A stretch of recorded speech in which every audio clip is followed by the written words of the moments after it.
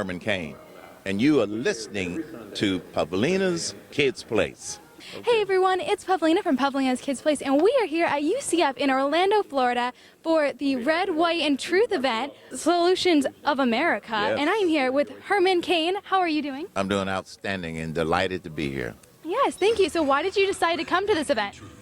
Several reasons. Number one, it's an opportunity to tell people the truth. Unfortunately, there are too many lies and deception in the news especially about politics. And just like on my daily radio show, I thought this was a great opportunity to get the truth out, but more importantly, to interact with a lot of the fans in person rather than just on the radio. Exactly. It's more, one-on-one kind of connection. Yes. So speaking of your radio show, did you ever see yourself in radio? Like, were you ever kid and be like, I could see myself in radio? You know what I mean? Never, never. Never crossed your mind? Never crossed my mind.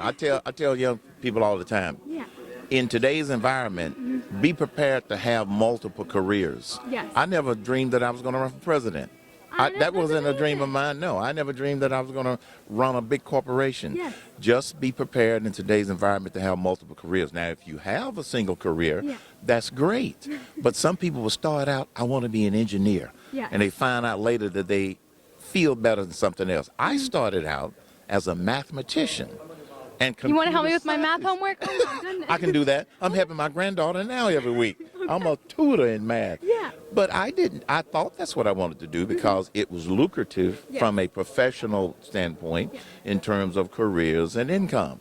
But as I got into my career, I discovered I liked it, but I didn't love it. Yeah. And you have to wait for that opportunity to get into a profession that you love. Exactly. Yeah, you always have to love what you do. That's great. got it. Has there ever been a moment on the radio when you were like, wow, was I really supposed to say that? You know what I mean? Like one of those crazy moments?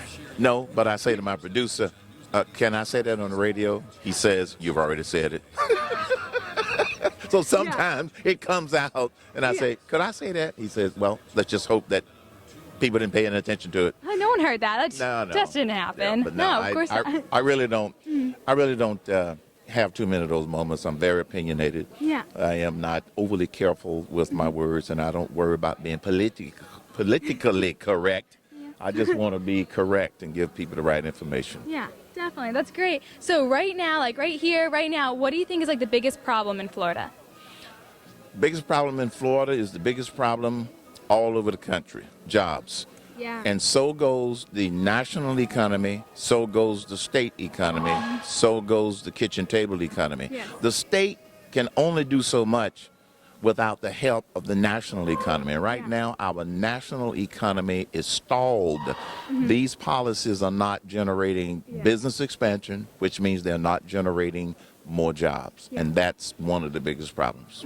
Definitely. Speaking of jobs, we are having a really heated governor race in Florida right now. Yes. So what are your opinions and thoughts on that? Well, it's statistically tied right now. Yeah, actually. And as I talk to people from the state of Florida, it's statistically tied because some people have not been happy with some of the decisions that Governor Scott has made. Yeah.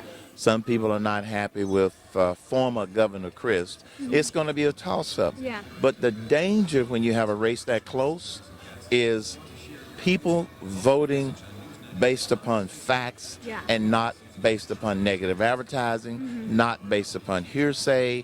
They need to make it as informed of a decision as they can. Yes, definitely. I know commercials are pretty crazy, and also I'm 17, so a lot of my friends and stuff are first-time voters and stuff, so that's going to be interesting. So growing up, kids have all kinds of obstacles. What kind of obstacles did you have, and how did you overcome or deal with them?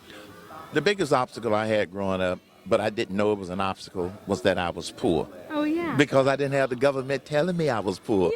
I was blessed with a good mom and a good dad, and they taught us our faith. Yeah. And so I didn't look at it as an obstacle because it was just the way things were. Yeah. But I can tell you what growing up poor did. It caused me to be self-motivated to no longer be poor. Yes. I worked hard, so I developed a very strong work ethic. Yeah, work ethic is very important. Well, thank you so much for talking to me. It's my honor, and good luck to you, and thanks to all of you all. And remember, don't be stupid. Thank you. you. Yeah. Thank you. That's good advice right there. Don't be stupid. Learn something. My English teacher always says, what does he always say? He's like, always use your brain, or like use what you got up there. So Let's go. Thanks a lot. I've enjoyed it.